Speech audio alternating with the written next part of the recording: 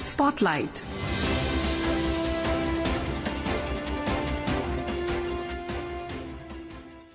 This is Akashvani. In the program Spotlight, now we bring you a discussion on new developments in Israel-Iran conflict. The participants are Ashok Sajjanhar, former ambassador, and Diksha Saxena, Akashvani correspondent. The situation in West Asia is evolving rapidly, with the heightened tensions between Israel and Iran. Last night, Iran launched missile strikes targeting Israel and a US base in Qatar. A ceasefire between both the nations was announced by the US President Donald Trump this morning. India welcomed the ceasefire between Iran and Israel, but Iran fired missiles against Israel, and Israel retaliating. To discuss more on this, we are joined by Ambassador Ashok Sajjanhar. Ambassador Sajjanhar, welcome to Akashvani. Thank you very much, Diksha. Always a pleasure to be with you. Thank you. Ambassador Sajjanhar, despite the ceasefire, Iran has again fired missiles at Israel. Iran has denied that it launched an attack on Israel. How do you see this, the latest attack, despite the fact that both the parties had agreed to a ceasefire? You see, whenever there is a ceasefire, and we have seen in most of the previous experiences of any ceasefire that has taken place, that in the first few hours,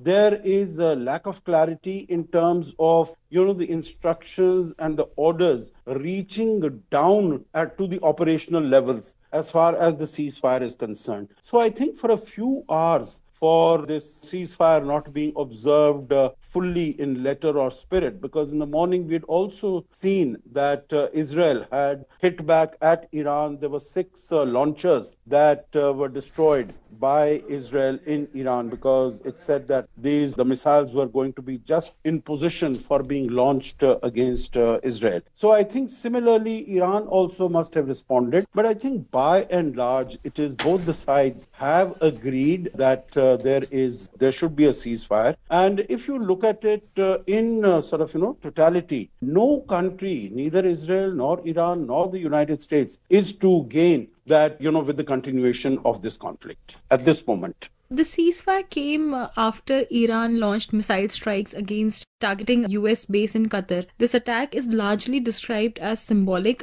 similar to the one which was done by Iran against the US base in Iraq back in 2020. So my question here is, how do you view this attack by Iran on the US base, since the gravity of the attack was not as intense, and what message does it convey? The message, the question that you asked, the message that it seeks to convey is basically to the Iranian people. And that message is that we have not come to the pressure. We have not, been compelled to stand back, but we have responded strongly against the attacks by the United States when it had come and it had hit against Iran 2 days ago, when there were attacks on the nuclear enrichment facilities and sites at Isfahan, at Natanz, and at Fordo. So this was basically a message for the Iranian people. Iran wanted to appear strong. But as you have said, these missile attack was largely symbolic, meaning if Iran was serious about it, it said, it was sending as many missiles as the United States had thrown bombs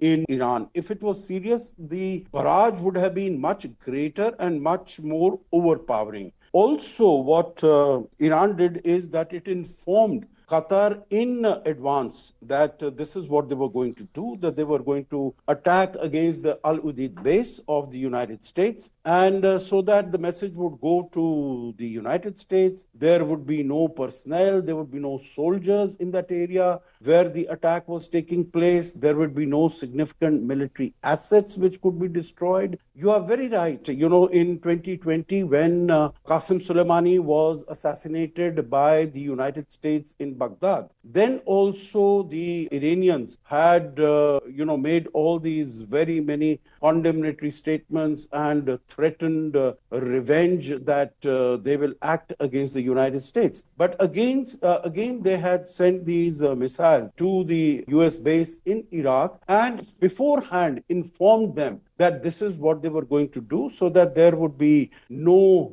real damage to the US personnel, because they also realized that if US soldiers are killed or attacked or injured, then Iran would have hell to pay. This is what Mr. Trump had said right at the beginning after the attacks, that we have done this attack, and if Iran does not retaliate, we are not going to take it further in any way. So I think it was a pro forma attack. It was a symbolic attack for its own people. And this is the reportage that I have seen coming out of Iran, is that they are projecting that after these attacks by Iran on the US base in Qatar, that America came down pleading for a ceasefire on its knees with Iran, and that is why Iran agreed to the ceasefire. And so I think Iran has also been able to project itself as the victor to its own people. But the world knows what the reality is. US President Donald Trump lashed out at Israel and Iran, and he used an expletive as he accused both the sides of violating the ceasefire brokered by the US and the Qatar. You spoke about Qatar and you said that Iran had informed Qatar beforehand. So my question here again is, it's a very pertinent point that I would like to raise here. Saudi Arabia, Qatar, and the other Gulf Arab nations dismayed the US attack on the nuclear sites in Iran, but did not condemn it. So, again, what is your opinion on this? My opinion is that no country in the region, Saudi Arabia, Qatar, UAE, Bahrain, no country wants that Iran should be able to develop a nuclear weapon. They don't want a nuclear weaponized in Iran. So while they might criticize, they might condemn, they might express regret, or whatever expression they want to use, they might do it. But in their heart of heart, they must be feeling reassured that Iran's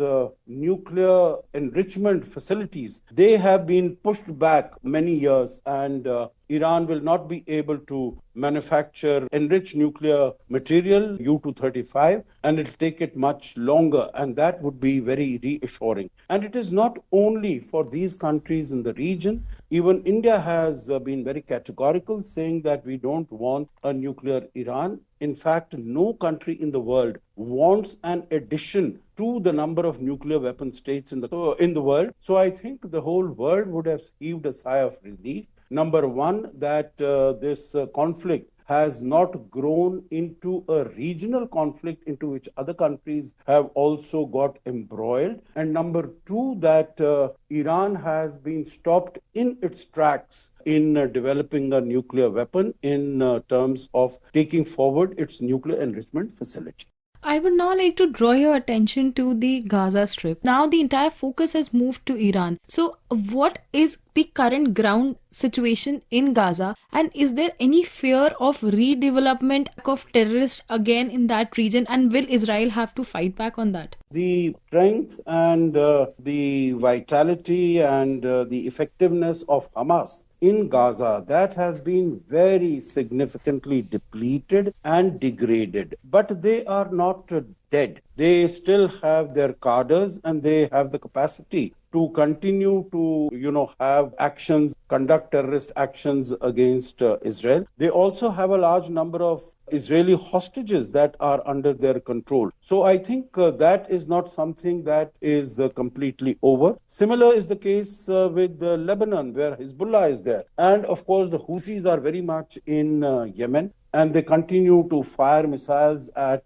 shipping in Red Sea, in Bab el-Mandeb, and, some of that adjoining area. So I think those challenges continue to be there. But of course, in terms of magnitude, they are much smaller than the challenge that comes from Iran when it was developing its nuclear weapon and nuclear enrichment facility. And we know that recently the IAEA, the International Atomic Energy Agency, had come out with a report which said very categorically, the whole Board of Governors said very categorically that that Iran was not in full compliance of its obligations under the Nuclear Non-Proliferation Treaty. And of course, it was the thinking, it was the assessment of Israel that Iran was maybe just a few weeks or a few months away from developing about 9 or 10 warheads. But that is, an individual assessment. But I think one of the reasons why Israel went into Iran at this time on the 13th of June is because it wanted,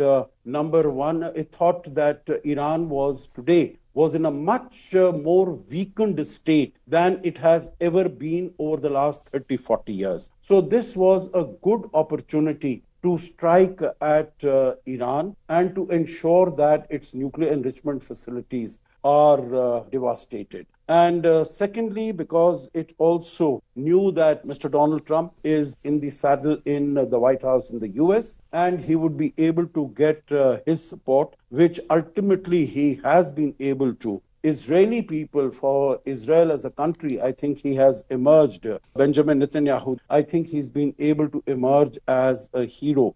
Here I would like to draw your attention to the market. Iran, which produces approximately 3.3 million barrels of oil per day, is a big source of oil not just to its own country but to the Middle Eastern or the West Asian region. But if the conflict escalates, what impact will it have on the market? What will be the impact on the aviation industry when we think about the markets? Yeah, as far as the aviation industry is concerned, if the airspace in the region were to stay closed, of course, it will have a very negative impact as far as aviation industry is concerned, as far as commerce is concerned, as far as tourism is concerned. So in every way, it will have a negative impact on the global economy. But we have seen that in the morning since the ceasefire was announced, Israel has opened its airspace. All the others countries in the region are also slowly and gradually opening their airspace, because I think the markets, Diksha, have made the assessment that it is in no country's interest to prolong this conflict. So they are hopeful, the markets are also sanguine that this ceasefire will continue to hold. Now, your second question about the 3.3 million barrels of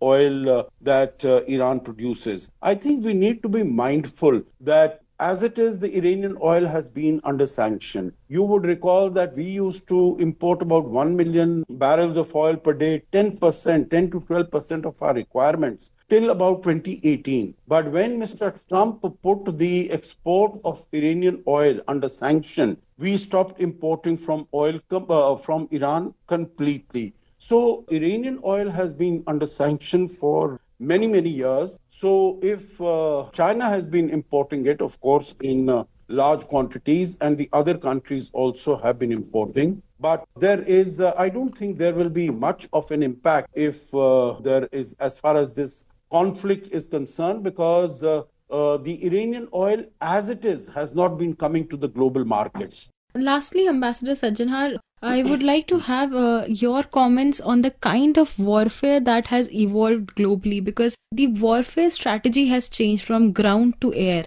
Your parting comments briefly on the nature of warfare which is changing. Yes, you're very right. I think initially when we had the Armenia-Azerbaijan war in 22, then we saw first time the use of drones that were coming in, and they were very effective. And Turkish drones were used by Azerbaijan against Armenia, against Nagorno-Karabakh, etc. And they were able to register a very significant victory. And here also in Russia-Ukraine also, we saw that drones supplied by Iran to Russia, as also drones supplied by North Korea to Russia, they were very effective in wreaking havoc and damage to Ukrainian military assets and places, towns and cities. And similarly here also we have seen the Iranian drones have been very destructive as far as Israel is concerned. And here also we have seen the war is not fought by tanks. The war is not fought by troops on the ground, soldiers, boots on the ground. So it is the whole nature of war has changed. It is air warfare, it is long-range missiles, it is long-range weapons. And I think the military strategists will have to study the conduct of the war and the effectiveness of different weaponry and work it out into their future strategies so that they are not found wanting when they have to fight similar conflict. Thank you so much, Ambassador Sajjanha, for sharing such deep insight on this very evolving situation, which is a big concern for the globe currently. Thank you, Diksha. Always a pleasure to be with you. Thank you. You were listening to a discussion on new developments in Israel-Iran conflict. The participants were Ashok Sajjanhar, former ambassador, and Diksha Saxena, Akashvani correspondent. Spotlight.